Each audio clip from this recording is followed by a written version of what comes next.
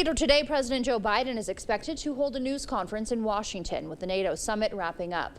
Also today, some of the president's top advisors are expected to meet with Senate Democrats to address their concerns. CBS's Jared Hill is tracking it all from New York.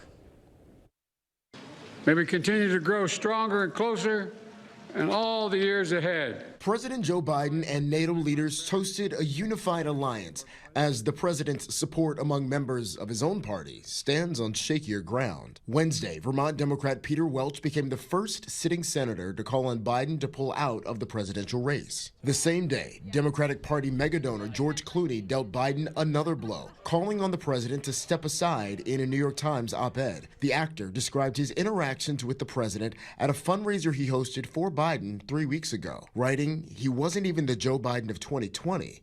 He was the same man we all witnessed at the debate." Biden can ignore the polls. He can't ignore fundraising. And that's why George Clooney's statement matters. The decision is the president's. Former House Speaker Nancy Pelosi said in an interview yesterday, it's up to the president to decide if he's going to stay in the race. But Mr. Biden's already announced he has no plans to drop out. Anybody saying that he should resign is a big mistake.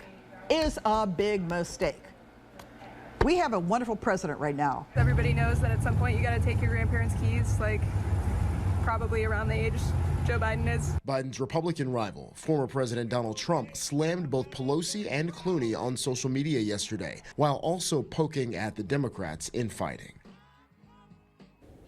After tonight's news conference, President Biden will again take his case directly to the American people with a campaign event scheduled in Michigan tomorrow. Former President Trump, meanwhile, back on the campaign trail as well this weekend in Pennsylvania, ahead of next week's GOP convention in Milwaukee. All eyes will be on who the former president chooses as his running mate in the coming days.